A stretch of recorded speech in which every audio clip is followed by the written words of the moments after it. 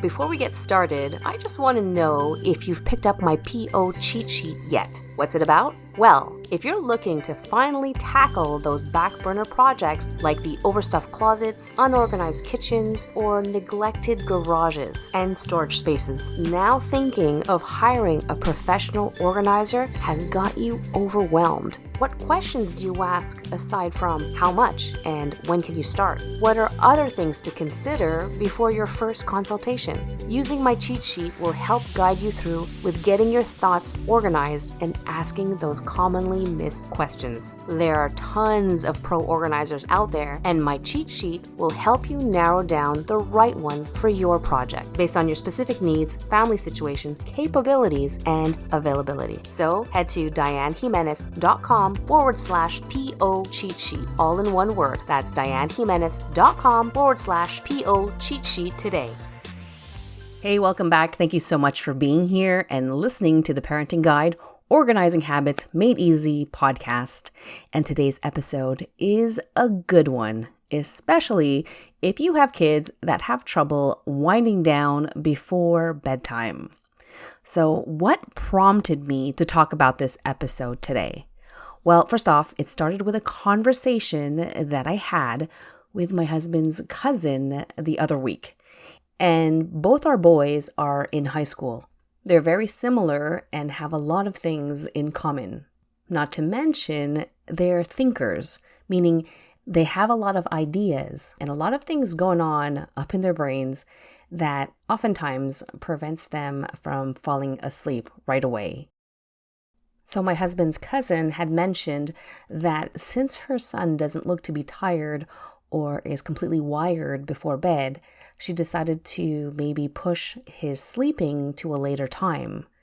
Now, I thought about that because it did occur to me for a stint, but it was something that I didn't want to do because I know my oldest one does not get enough sleep.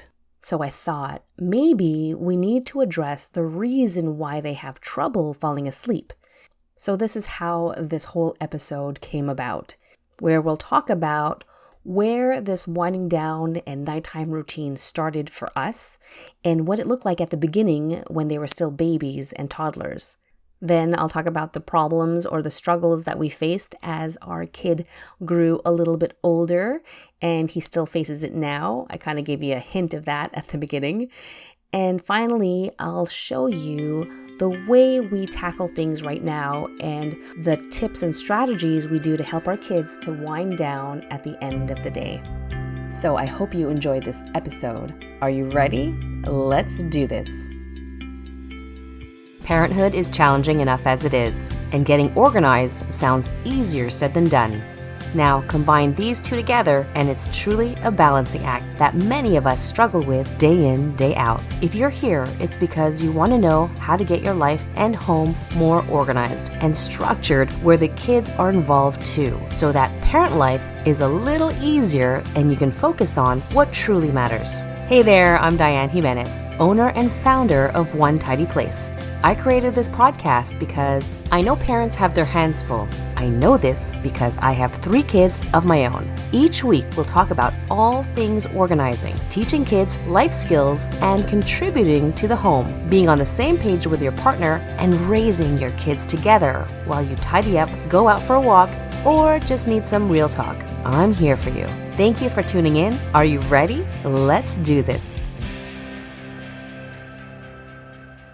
So where did this winding down nighttime routine all come from? Where did it stem from? Well, when we first started, way back when, 12 years ago actually, when our firstborn came into our life, you get all the advice from all over the place. Your friends, family, and even people on the street who you don't even know will give you their 2 cents about how to raise your kid. And whether we take it with a grain of salt or take it all in and get overwhelmed and somewhere in between, it can get confusing and sometimes even frustrating because we didn't even ask for any advice, right? So when it came to our own kid, on top of all the advice we got from everywhere, my husband and I got this book, and I think I've mentioned this in a previous episode too. We got this book called The Secrets of the Baby Whisperer by Tracy Hogg. Now, I assume it was a great book, and in hindsight, yes, it was. But at the time, we got it twice. One from my sister-in-law on one side, and from the other sister-in-law on the other side. So I guess it was the book of the time. And I can tell you, if we had to do this all over again at this time, we'd totally use that book again. So this book was about establishing routines and understanding our baby's cues whenever they cried, or any time for that matter. It basically made our lives a whole lot easier by establishing both morning and nighttime routines that we still use today, with some modifications, obviously. So the nighttime routine was particularly important for me because if the baby slept longer, then I'd get more sleep, right? And more sleep was more than an hour and a half. If I was able to get 3, maybe 4 hours in a row, I was happy as a kid in a candy shop. So our baby's typical nighttime bedtime routine consisted of their bottle while listening to Beyonce's I Am Sasha Fierce CD, the slow side, of course. And that CD would play over and over and over all night until the kid was asleep. And so after the bottle, it was bath time. Then we changed them, read a little bit, do some cuddles, and then it was good night. So this was the routine for a good 2-3 years maybe. And we never got tired of hearing that CD every single night. And it's so funny because years later, when the song would play on the radio or we'd pop in the CD from time to time, it was so funny because you would see our oldest kid, Kai, his eyes would just pop up, or his head would pop up and his eyes would just look up into the ceiling, kind of like what I do when I'm thinking about something or trying to remember a scene. It's like your eyes go all the way up, look at the ceiling, and it darts left and right. It's quite funny. And yes, I do the same thing, and my husband reminds me all the time. But you just saw that, I remember this look in his face. And it just goes to show that when you implement a routine and you have these cues, it helps to set things in motion, kind of like a sequence of events. So these cues or these reminders are very helpful for the kids and even us adults to be able to continue on our habits and our routines and be consistent about it too, which is totally important. Now, going back to the bedtime routines for our kids. Years later, when they kind of got a little bit older, so we're talking about into elementary school, I noticed that my oldest one was having trouble falling asleep or just relaxing at night. And I noticed this a few times because whenever I'd walk in his room to say goodnight again to the kids or just to check on them a second time, sometimes 3, I don't know, that's just me, I noticed that he wasn't sleeping yet. And I'm talking about a half an hour after we've said goodnight, right? So this is like 8:30 and sometimes it was 9 o'clock or even 9:15. And my kid is still there, wide awake, looking up at the ceiling, and you can see him thinking. And I ask him, "What's up? What are you thinking about?" And he just excitedly will talk about all the ideas he has, all the thoughts and dreams and the things he's going to build on Minecraft, or the things that he's thinking about drawing, or what's he going to be when he grows up. So that just told me that he needs a better winding down routine, or he needs something to help him relax. And so I did that. I did try a couple of techniques, and one of them was a strategy that my phys ed teacher did with us back in high school. And it was basically a relaxation technique where you close your eyes, you lie there, and you coach the kids. Basically, my phys ed teacher was coaching us, which I was then coaching my kid, to isolate his body parts, to contract and then relax. And then I would emphasize as the arm, let's say, was relaxing after being contracted for a few seconds, that it was sinking into the bed and that his whole body was also feeling heavy. So basically anything to entice him and encourage him that his bed is comfortable, that he's in a safe place, and that he had this body awareness that his body can now relax. So we'd start off at the head or at the toes, and we'd work our way to the opposite side. And then slowly, eventually, he felt his body sink in, and his eyes got heavy, and he closed his eyes, and then he fell asleep. So I did this a couple of times, but it was kind of hard, especially if you're balancing two other kids who want your time and attention too. So another technique that I tried, and I still do from time to time right now, is I do a bit of a massage on his feet, on his hands, on his face sometimes. I did this when they were babies, because that's what the CDs said and that's what the books said that was important to help with their colic. I also have a background in massage therapy, and I graduated in exercise science and specialized in athletic therapy, so I kind of know my way around muscles and skeletal system, right? So I would massage his body, especially because now our kids are a lot more active and they're growing so fast. So I know that their muscles get tense. I know that their legs are tired after running all day in jujitsu, and with their posture, carrying their school bags, or even sitting at their desk and doing their own work. So I know where the tension points are. I can feel the little knots between their shoulder blades and even on their traps. It's crazy how they're getting them already. So massaging proved to be beneficial, especially at night. Now, both strategies may be beneficial on the spot, but I found that it would cause dependency. And if you're a mom of more than one kid, everybody wants their fair share of mommy time, and with a massage too. Heck, sign me up.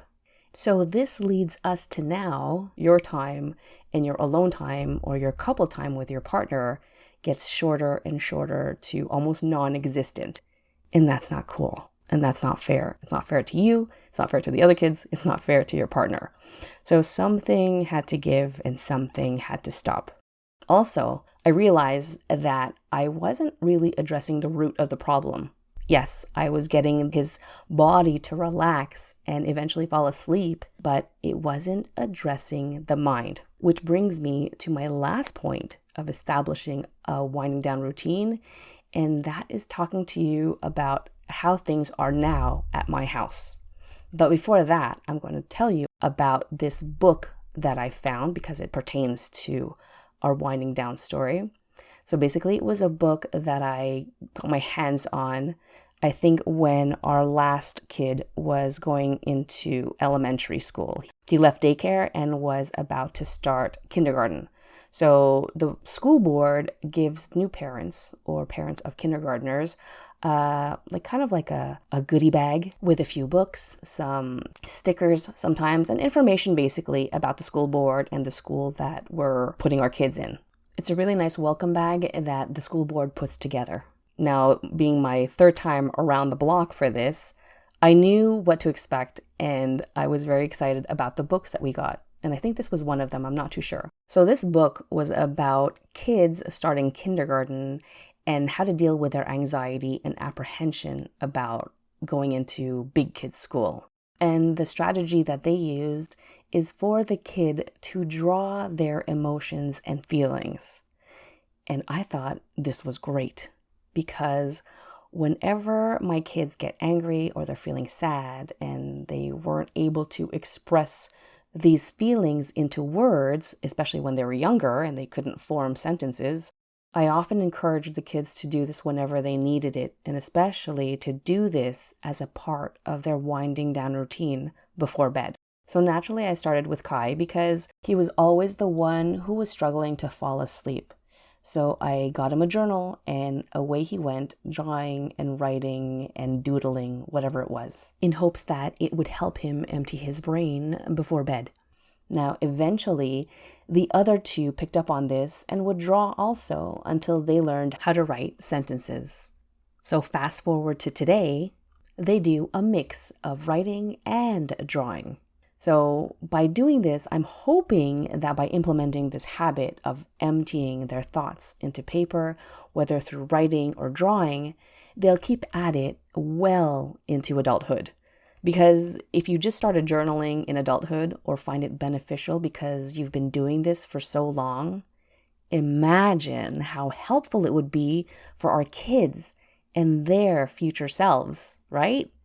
So with this in mind, remembering the nighttime routine from The Secrets of the Baby Whisperer and what my kid's doctor had suggested of disconnecting at least 30 minutes before bedtime, this is what my kid's winding down routine looks like right now during the weekdays. So supper is usually between 6 and 7:30, depending on the night and depending on the activities. So after supper, they help to clear the dining room table, they sweep the floor, and they wipe down the table and chairs. Let me just add a dose of reality here.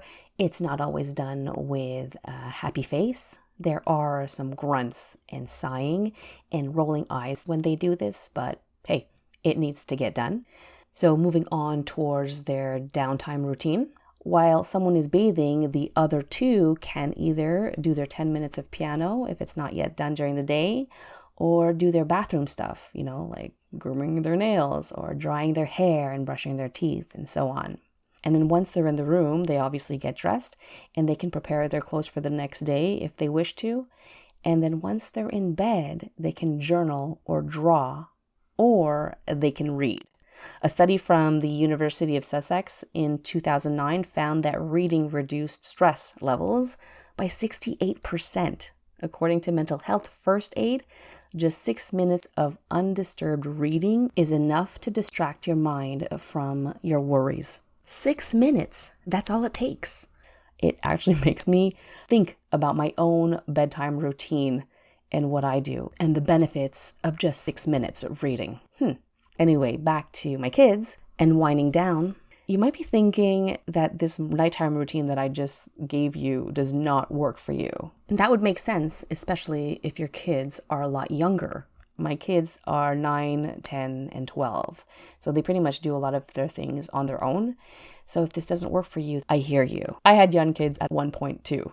So when the kids were younger, the activities were limited to one activity and often happened on the same afternoon on the weekend or evening for all 3 kids. They weren't spread out like they are today. Basically, we tried to keep things a lot simpler with our schedule just because more kids means a heck of a busier schedule. So keeping their activities to 1 maybe per kid and trying to consolidate everything on the same night was crucial. So my husband and I, we were always all hands on deck after supper. One would tend to the kids while the other cleaned the kitchen and started to fold the clothes of the many baskets that we had lining the hallway, or he'd join in to help out with the kids. Some nights, however, I was alone because my husband would either travel for work or he had school board meetings that would last until 9, 10 o'clock. So this just meant that my evenings were a little slower and the rest of the chores weren't addressed until later, if at all. So what needed to remain consistent was the nighttime routine. Soft music as the cue, then bath, quiet time, read or draw while the other kids were getting their hair dried or brushing their teeth. So to close all of this together, with all the technology, immediate access to information, and all the latest games that are so intriguing to our kids, on top of their natural curiosity, because they are just that, kids, they're automatically curious, it's no wonder they have trouble focusing, relaxing, and finding that sense of calm in this very busy and noisy world. In addition, us adults are exposed to the same things that we only dreamed of having as kids. It's challenging. Hence, now, more than ever, it's as if it's a must to disconnect. If winding down before bed is tough for adults, can we say it's probably the same thing for our kids? Absolutely. I totally believe this. So, a good winding down routine is crucial to reap all of the benefits. As well, being consistent about it has even more benefits. Now, as adults, this is a tough one. You know that saying about learning new tricks when you've been around the block a few times? It's hard. So if we teach our kids at a young age to establish this routine, by the time they get to our age, they'll be a whole lot better off than we are. Consider the benefits of restful sleep as a result of a great winding down routine. You got lower stress, you feel calmer and more relaxed, and there's less on your mind. Now, in case you're wondering what a good night's sleep looks like, the Canadian 24-hour movement guidelines for the children and youth, they suggest that an average of 9 hours of sleep is required along with adequate physical activity and limited screening time to no more than 2 hours a day for optimal health benefits for kids ages 5 to 17 years old. Now, it's 9 hours is the average, so definitely you have anywhere between 8 and 12 hours of sleep. So if you notice your kids having trouble winding down at night, I hope you got some great takeaways from this episode. In regards to my kids, ever since we've established these bedtime routines and included the drawing and the journaling time into our bedtime routine, we're seeing the changes happen in them. Kai is getting a whole lot more sleep now because he's able to fall asleep a lot faster than before. In addition, this week he's mentioned to me that he needed this drawing time to empty his head before he went to bed. So I believe this is a win-win ever since we started this years ago. All right, my friend, thank you so much for being here and spending your time with me today. I hope to see you back here again next time. Have a great week. Bye-bye.